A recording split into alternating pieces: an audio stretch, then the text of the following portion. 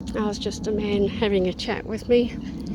Yeah, so, yeah, the plate that they had put in the second time in his hip was infected. They didn't do a swab of it first, so they put it in his hip, screwed it all in, and having osteoporosis at the age of 18, he fell, broke his ankle, and the plate ripped out of his hip joint, and it was rattling around, and he was in agony, and they kept saying, no, he's just faking it, and I insisted on x-rays and stuff, and they found it. They found it was out, and they took a swab and said, oh dear, it's infected. That means his legs, his bones are all infected. So they said he's going to have a special drip put into his heart of special antibiotics, and 2 nurses to come twice a day. All this stuff for 9 months on his back. And I said, that's it, I just can't do this anymore. My back had gone, and my 15-year-old was, 14, had turned goth on me.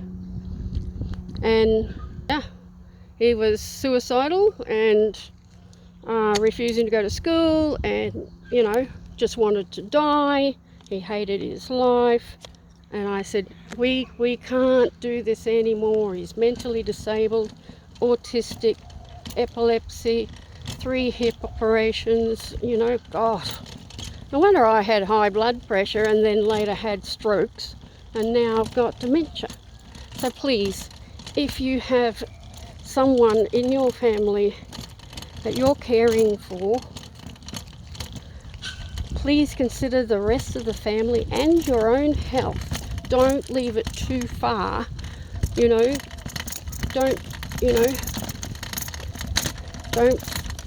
keep caring for the person even though you're making yourself sick, or your marriage is falling apart, or you're going to lose your house because of the cost of it. It is better that they go into a home, the people can care for them. Lindsay used to scream and headbang if you blew your nose or you brushed your teeth.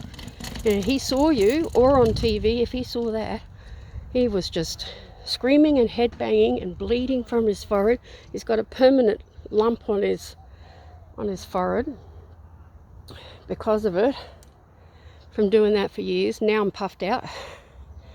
But yeah.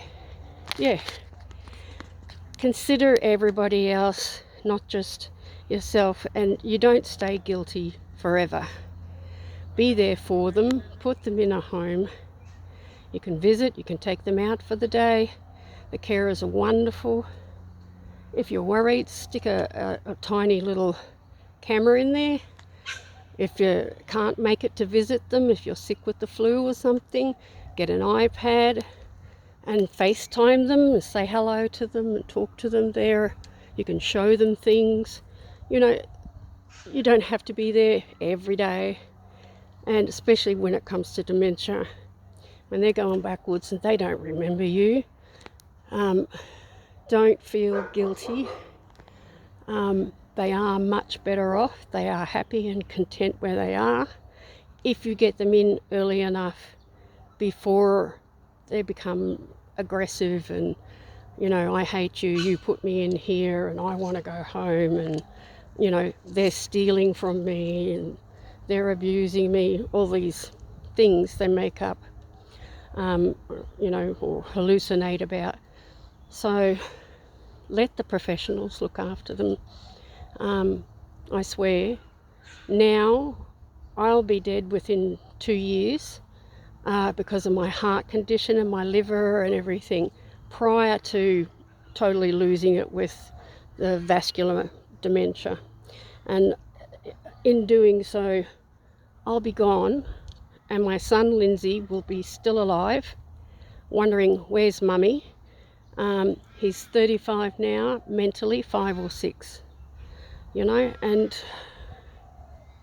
it's just They work out ways of coping with your loved one. He's not medicated for the screaming and headbanging. They just distract him. There'll be 2 or 3 of them, and they'll suddenly hear him and go running, and they'll distract him, take him for a walk, give him something to eat and drink, and he suddenly stops. So, whereas by myself, he'd hit me, bite me, punch me. I had fat lips and you name it, and he's head banging the wall, head banging the floor. Wherever he was, he would head bang, and you're trying to stop him, even putting your hand over it, because he's bleeding down his face, you know. God, you go out shopping and he's got a great big scab on your forehead, and he's in a wheelchair, and everyone's looking at him and looking at you, and you think, I didn't do it. You know, it's really hard life. And I took care of him for like 18 and a half years by myself with my younger son, seeing all this and having to cope with it. So yeah, they are so much better off. They get physio and OT, and you know, they take them out and do special things. Lindsay does horse riding, swimming, dancing, whatever he likes. They'll say, what else does he like? And I said, he likes going on boat rides. So they take him into the city, and he goes on the ferry, just round and back, back on the train. He loves trains. Put him on the train and take him back to the house. And they'll have lunch out there and everything. So yeah, they're terrific. They even do that on their days off with their husbands.